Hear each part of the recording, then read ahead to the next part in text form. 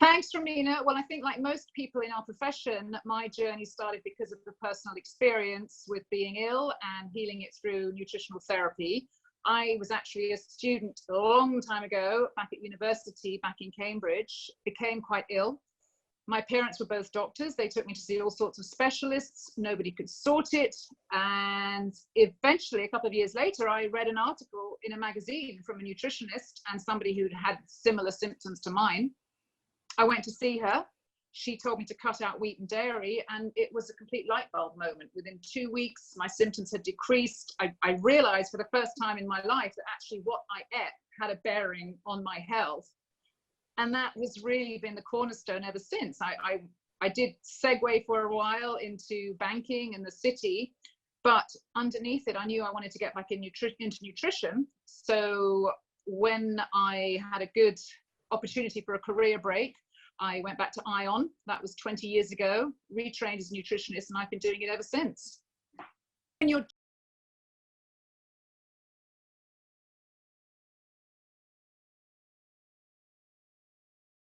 just starting out, it's really helpful to collaborate with other professionals. So I linked up with a GP almost straight away, and that was fantastic because he would send me people. I could go and discuss cases with him. So I got a lot of blood pressure, cholesterol, heart conditions, weight loss, those kind of things.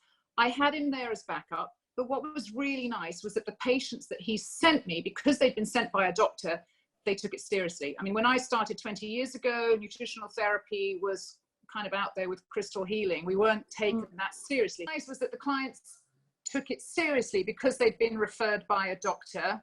I had him to go, and if anybody asked me a question, I've always been quite open.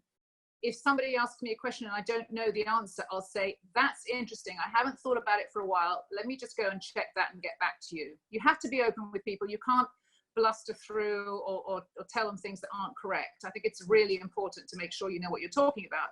So having a GP there was actually great. So I've always worked with GPs, personal trainers. Today I'm actually in Third Space Medical in Soho. I have a clinic here as well. And it's just great to work with other professionals. And I think especially starting out, that's the way to go. Collaborate until you found your feet, until you get your confidence.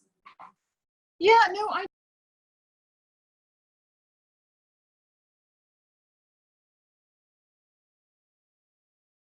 didn't have a target market, and that's quite different to a lot of the advice that you get for marketing. Almost everyone tells you that you need to specialize, find your niche, and that's what you need to concentrate on. I have never done that. Now, I know some people are extremely successful at doing that. I have just found it really hard to turn things away, and the fact that I do work with doctors means I will get everything. So, I mean, I've got clients right now. I've got a 17-year-old with acne to a 76-year-old with multiple sclerosis. And yes, there are some things where I'm really confident about what I'm doing, and others where I need to go away and look things up and get more information. But I love working with everybody. And the minute they come in and sit down and tell me what's going on and I know I can help, then I want to be involved. The only ones I don't work in oncology, because there are some fabulous specialists out there and they really know what they're doing. So in that case, I will refer people on. But pretty much everything else, I want to get involved, really.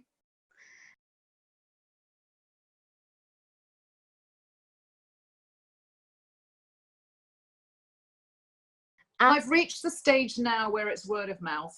And so I get people all the time coming because their friend or their colleague or somebody's told them about me, or they've read something in a magazine. But I think the best way to generate clients, other than referrals from another practitioner, from another professional, is talks.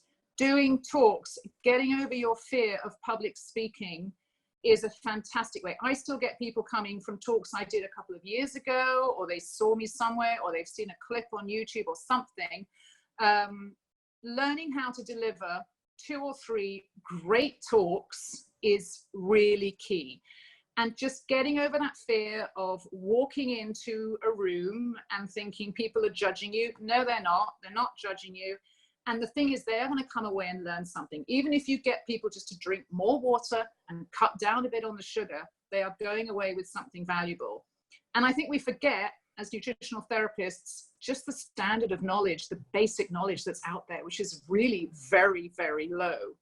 So you can go in with basic blood sugar, hydration, variety, things like that. And I can guarantee 90% of the audience will not be doing it before you speak to them. So getting a few really good talks and then having the confidence to go and promote yourself to businesses, to women's groups, to wherever you can talk. Honestly, just stand up on the street corner and start talking. It's a really surefire way to generate business.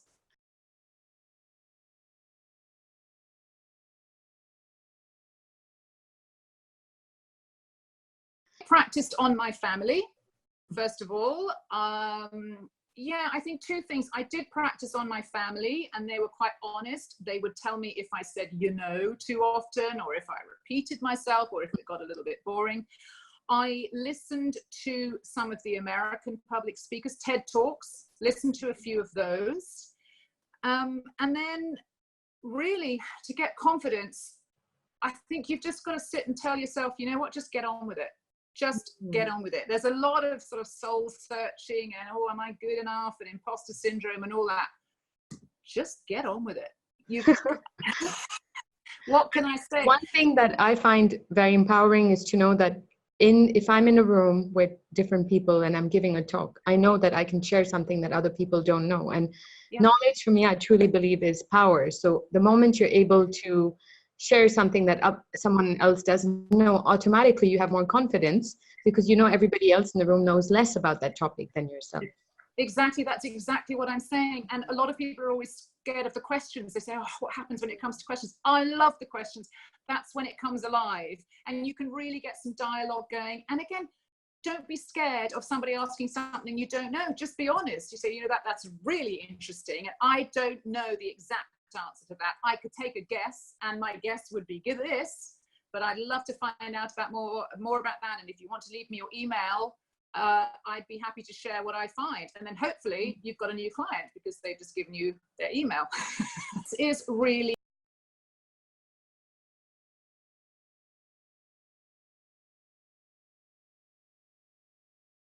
key. The amount of times the ordinary person sees a nutritional therapist is 1.5.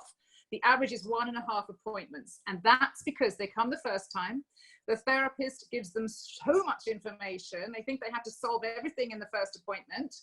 The client goes away, they're completely overwhelmed, and they inevitably fail. They have a weekend away, they have a party to go to, something, just life gets in the way, and then they're too embarrassed to come back.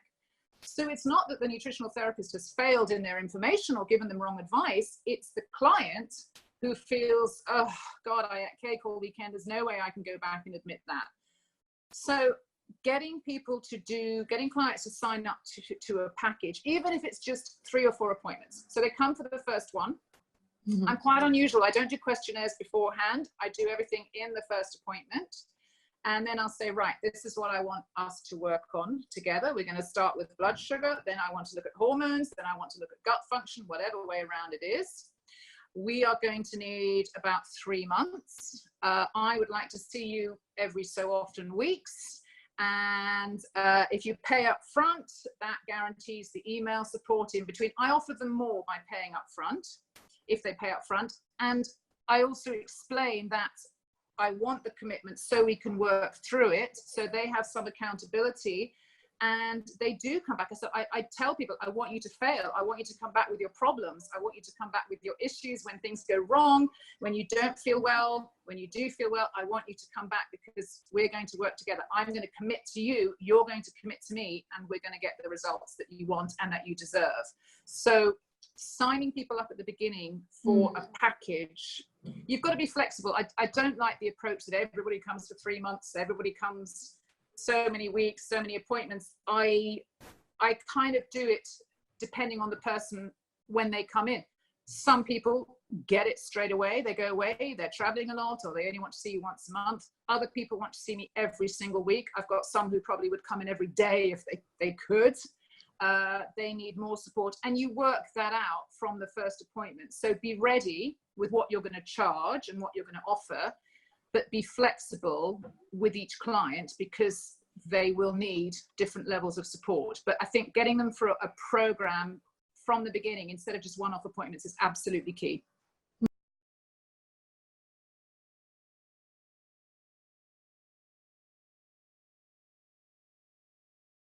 Getting clients is always the biggest challenge, because you've got that.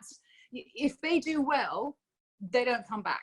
If they don't do well, they don't come back. So it is constantly generating new clients. You've got to get over your fear of marketing. And I think at the beginning, that was definitely my issue. We all want to hide our lights a little bit. It takes a few years to build up the confidence. It takes a few clients.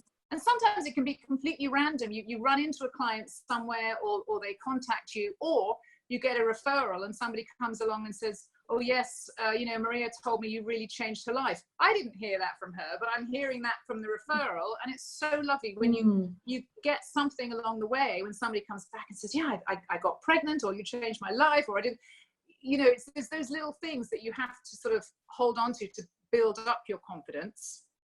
So I would say for everybody that the challenge is constantly generating new clients.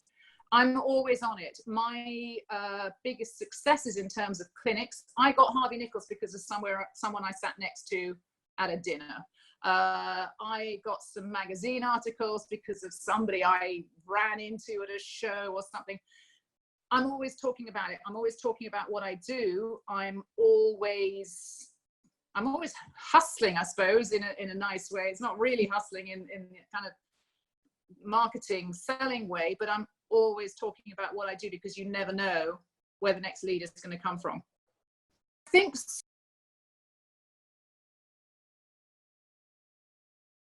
social media is not for everyone.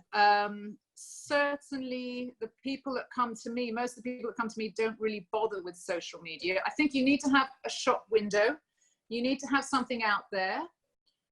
But people really, they go on word of mouth. If they want a nutritionist, they ask their friends, they ask their family. Then the next thing is maybe Google. They will Google you and see what's there. Final thing is they'll look on social media. Having said that, if you're going for the younger demographic, then yes, they're more Instagram friendly, but that's not necessarily the demographic that I'm going for, really. So social media, I'm on it a bit, probably, maybe, I don't know, I don't invest as much in it as other people do, really.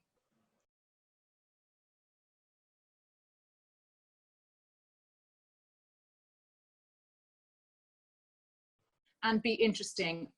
Do not sit there when you meet somebody and they say, what do you do? Oh, I'm a nutritional therapist.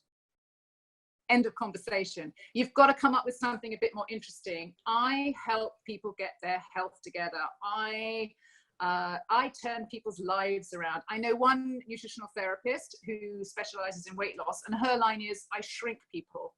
I mean, it's funny immediately. It's fun. You're interested. What do you mean you shrink people? I think it's a great line. So something like that, just make it interesting. Do not sit there and say you're a nutritional therapist. So that's top tip number one, get your elevator pitch ready. 2 is get out and market as much as possible and always be open for opportunities. And 3 is, I think, don't overwhelm the client. Do not think you've got to do everything at the first appointment, because you really haven't. They won't be able to help with it. They won't be able to cope with it, beg your pardon. Help them in stages and have your stages clear. This week, we're going to just work on water. Honestly, I have loads of clients. Week 1, I just get them to drink water. It's astonishing how many people don't even manage a glass a day. So don't be frightened of not giving them all the information at the beginning. Take it in stages and work with the client. So I suppose that would be my 3 top tips.